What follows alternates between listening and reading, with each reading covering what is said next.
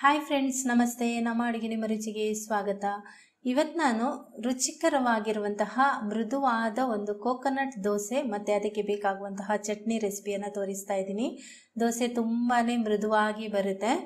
ಇದಕ್ಕೆ ನೀವು ಹಿಟ್ಟನ್ನು ಹೊದಗೆ ಬರಿಸೋದು ಬೇಡ, ಹಾಗೆಯೇ ಸೋಡಾ ಏನೋ ಕೂಡ ಹಾಕೋದು ಬೇಡ. ತುಂಬಾ ಈಸಿಯಾಗಿ ಮಾಡ್ಕೊಳ್ಳುವಂಥದ್ದು. ಬನ್ನಿ ಈಗ ಇದನ್ನು ಮಾಡುವ ವಿಧಾನ ಹೇಗೆ ಅಂತ ನೋಡೋಣ. ಹಾಗೆಯೇ ನೀವಿನ್ನೂ ನಮ್ಮ ಚಾನಲ್ಗೆ ಸಬ್ಸ್ಕ್ರೈಬ್ ಆಗಲಿಲ್ಲ ಅಂದರೆ ದಯವಿಟ್ಟು ಸಬ್ಸ್ಕ್ರೈಬ್ ಮಾಡ್ಕೊಳ್ಳಿ. ಪಕ್ಕದಲ್ಲಿರುವ ನೋಟಿಫಿಕೇಶನ್ ಬೆಲ್ ಕೂಡ ಕ್ಲಿಕ್ ಮಾಡ್ಕೊಳ್ಳಿ. ಈಗ ಮೊದಲಿಗೆ ನಾನಿಲ್ಲಿ 1.5 ಕಪ್ನಷ್ಟು ದೋಸೆ ಅಕ್ಕಿಯನ್ನು 2 ಗಂಟೆಗಳ ಕಾಲ ನೀರಿನಲ್ಲಿ ನೆನೆ ಹಾಕಿಟ್ಕೊಂಡಿದ್ದೀನಿ. ನಂತರ ಅದನ್ನು ಚೆನ್ನಾಗಿ ತೊಳೆದ್ಬಿಟ್ಟು ನೀರು ಬಸಿದು ಇಟ್ಕೊಂಡಿದ್ದೇನೆ. 1 ಬೌಲ್ನಷ್ಟು ತೆಂಗಿನ ತುರಿಯನ್ನು ತುರಿದು ಇಟ್ಕೊಂಡಿದ್ದೇನೆ. ಅರ್ಧ ಬೌಲ್ನಷ್ಟು ಅವಲಕ್ಕಿ, ಇದು ಪೇಪರ್ ಅವಲಕ್ಕಿ, ಬೇಕಾದರೆ ನೀವು ದಪ್ಪ ಅವಲಕ್ಕಿಯೂ ಕೂಡ ಹಾಕೋಬಹುದು. ನಂತರ ಈ ಬಸಿದು ಇಟ್ಕೊಂಡಿರುವಂತಹ ಅಕ್ಕಿಯನ್ನು ಮಿಕ್ಸಿ ಜಾರಿಗೆ ಹಾಕೊಳ್ತಾ ಇದ್ದೀನಿ. ಇದರ ಜೊತೆಗೆ ಅವಲಕ್ಕಿ ಮತ್ತು ತೆಂಗಿನ ತುರಿಯನ್ನು ಕೂಡ ಹಾಕೊಳ್ತಾ ಇದ್ದೀನಿ. ರುಚಿಗೆ ತಕ್ಕಷ್ಟು ಉಪ್ಪನ್ನು ಸೇರಿಸ್ಕೊಳ್ತಾ ಇದ್ದೀನಿ. ನಂತರ ಇದಕ್ಕೆ ಬೇಕಾಗುವಷ್ಟು ನೀರನ್ನು ಸೇರಿಸ್ಕೊಂಡು ನುಣ್ಣಗೆ ರುಬ್ಕೊಳ್ಳಿ. ಈಗ ನೋಡಿ, ಹಿಟ್ಟು ರುಬ್ಬಿ ರೆಡಿ ಆಗಿದೆ. ಸ್ವಲ್ಪ ಇದನ್ನು ಗಟ್ಟಿಯಾಗಿಯೇ ರುಬ್ಕೊಳ್ಬೇಕು.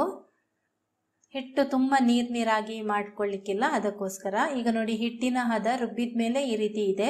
ಈಗ ಇದಕ್ಕೆ ಒಂದು ಸ್ವಲ್ಪ ನೀರು ಹಾಕಿ ಕೈಯಲ್ಲಿ ಈಗ ಇದನ್ನು ಚೆನ್ನಾಗಿ ಮಿಕ್ಸ್ ಮಾಡ್ಕೊಳ್ತಾ ಇದ್ದೀನಿ.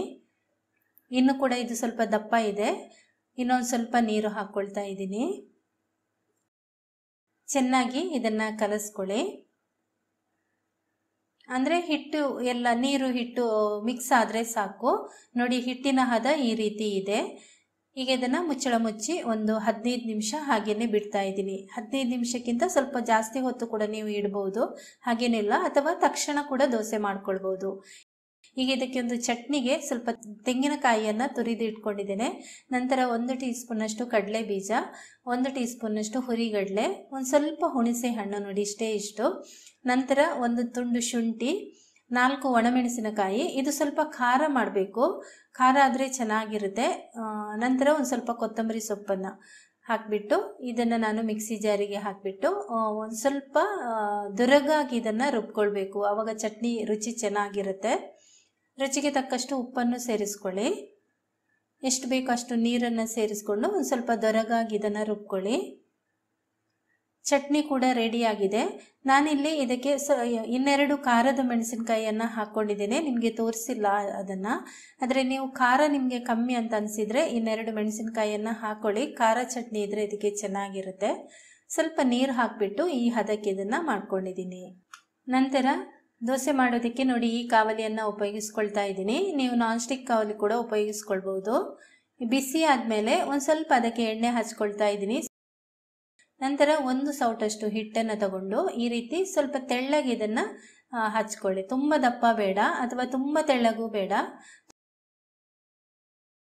ನೋಡಿ, ಮುಚ್ಚಳ ಮುಚ್ಚಿಬಿಟ್ಟು ಇದನ್ನು ಬೇಯಿಸ್ಕೊಂಡು ಈಗ ತೆಗಿತಾ ಇದ್ದೀನಿ. ಅಂದರೆ ಎಣ್ಣೆ ತುಂಬ ಜಾಸ್ತಿ ಹಾಕಿದರೆ ನೀವು ತೆಗಿಲಿಕ್ಕೆ ಅದು ಚೆನ್ನಾಗಿ ಬರುತ್ತೆ, ಆದರೆ ಸ್ವಲ್ಪ ಕಣ್ಣು ಬೀಳೋದು ಕಮ್ಮಿ.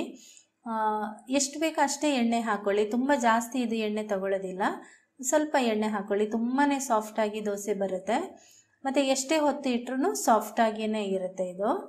ಇನ್ನೊಂದು ದೋಸೆ ಮಾಡಿ ತೋರಿಸ್ತಾ ಇದ್ದೀನಿ. ಎಣ್ಣೆ ನೀವು ಆವಾಗವಾಗ ದೋಸೆ ಹಾಕ್ಕೊಳ್ಳುವಾಗಲೇ ಹಾಕೋಬೋದು, ಅಥವಾ ಒಂದು 3 ದೋಸೆ ಆದಮೇಲೆ ಒಂದು ಸರ್ತಿ ಎಣ್ಣೆ ಹಚ್ಕೊಳ್ಳೋದು, ಆನಂತರ ಒಂದು 3 ದೋಸೆ ಮಾಡ್ಕೊಳ್ಳೋದು, ನಂತರ ಎಣ್ಣೆ ಹಚ್ಚೋದು. ಈ ರೀತಿ ಕೂಡ ನೀವು ಮಾಡಿ ಈ ದೋಸೆಯನ್ನು ಮಾಡ್ಕೊಳ್ಬೋದು. ಖಂಡಿತ ಈ ದೋಸೆಯನ್ನೊಮ್ಮೆ ಟ್ರೈ ಮಾಡಿ, ತುಂಬಾ ರುಚಿಕರವಾಗಿರುತ್ತೆ. ಒಳ್ಳೆ ಒಂದು ಕೋಕೋನಟ್ ಪರಿಮಳ ಇರುತ್ತೆ. ಓಕೆ ಫ್ರೆಂಡ್ಸ್, ಈ ಒಂದು ರೆಸಿಪಿ ನಿಮಗೆ ಇಷ್ಟ ಆಗಿದರೆ ಒಂದು ಲೈಕ್ ಮಾಡಿ, ಹಾಗೆಯೇ ನಿಮ್ಮ ಪರಿಚಯದವರಿಗೆ ಶೇರ್ ಮಾಡಿ. ನೀವಿನ್ನು ನಮ್ಮ ಚಾನಲ್ಗೆ ಸಬ್ಸ್ಕ್ರೈಬ್ ಆಗಲಿಲ್ಲ ಅಂದರೆ ದಯವಿಟ್ಟು ಸಬ್ಸ್ಕ್ರೈಬ್ ಮಾಡ್ಕೊಳ್ಳಿ. Thank you.